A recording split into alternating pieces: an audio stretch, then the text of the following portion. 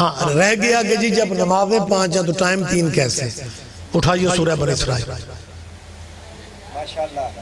جعفری صاحب میرے اللہ دیکھو وہ ٹھیک کر رہے چل رہے متوجہ ہیں سرکارہ کہ جی جب نمازیں 5 ہیں تو ٹائم 3 کیوں؟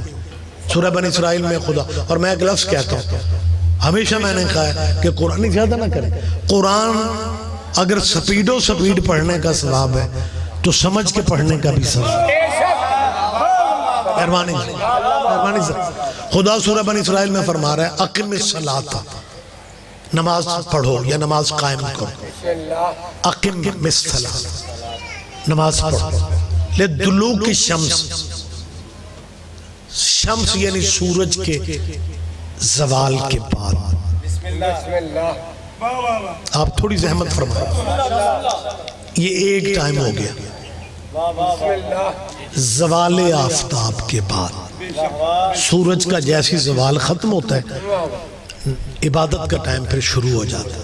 خدا فرماتا ہے نماز پڑھو زوال کے بعد، سورج کے زوال کے بعد نماز پڑھو۔ اقم الصلاۃ لدلوک الشمس، آگے اللہ فرماتا ہے الی غسق اللیل، پہلا ٹائم تھا زوال کے بعد، دوسرا ٹائم ہے جب رات چھا جائے،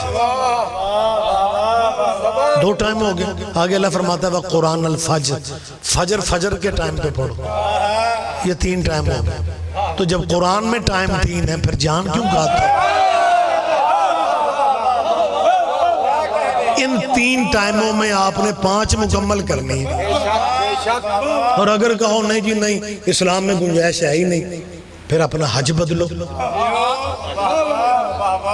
اگر آپ کہتے ہیں حالانکہ رسول اللہ نے نمازیں ملا کے اہل اسلام بھائیوں کی کتابوں میں موجود ہے، اب تو اللہ ہمارے اسلامی دانشوروں کو زندگی دے، بہت سارے معاملات وہ خود ہی حل کر رہے ہیں۔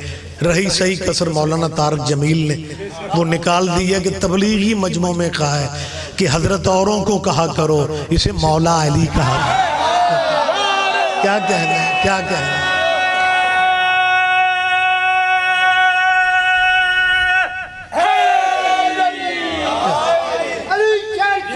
حسین بادشاہ،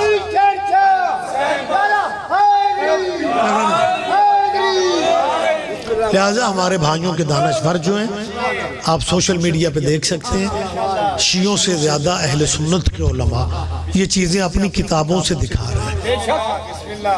اور یہ بات جو میں نے کی ہے کہ آپ حج اپنا بدلیں، اگر کہو کہ جی گنجائش نہیں ہے تو پھر حج پہ گنجائش کہاں سے نکل آتی؟ وہاں مالک آپ کو نصیب فرمائے خیرات کی تھے، حضرت کرونا نے کچھ نہیں کرنے دیتا، حج وغیرہ بھی بریکیں لگ گئیں، لیکن میری آپ سے اپیل ہے کہ جو حکومتی اقدامات ہیں جتنا ممکن ہے اس پہ سینیٹائزر، بلکہ آپ بھی کل سے سینیٹائزر کی ایک بوتل دروازے پہ رکھ دیں، کیونکہ ہمیں جہاں مجلسوں کی اجازت ملی ہے وہاں حکومت کی کچھ شرائط ہے۔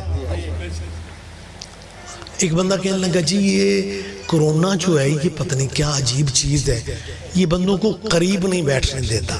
کرونا کی یہ احتیاط ہے کہ ہٹویں بہو، دور دور بیٹھو، تو یہ فاصلے ختم نہیں کرتا، یہ فاصلے ڈال رہے بندوں میں کہ دور بیٹھو دور بیٹھو۔ میں نے کہا کیونکہ یہ وائرس اللہ کی طرف سے نہیں ہے،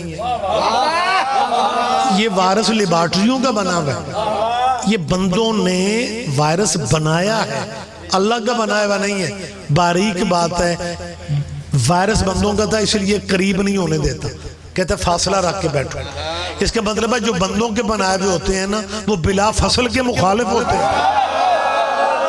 اوہ ہوئے ہوئے ہوئے، آپ جیئے آپ جیئے آپ جیئے، بہت شکریہ، زندہ و سلامت رہے۔ مہربانی سرکار، مہربانی سرکار۔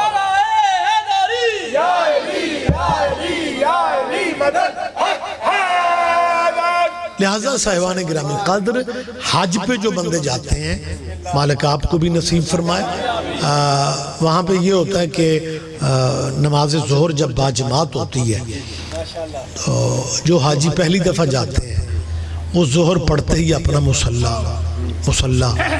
لپیٹنے لگ جاتے ہیں۔ کہ اب اٹھتے ہیں اور جب عصر کا ٹائم ہوگا جماعت ہوگی تو پھر پڑھ لیں گے، بس جلدی مادر چارو شیڈول اس طرح کے۔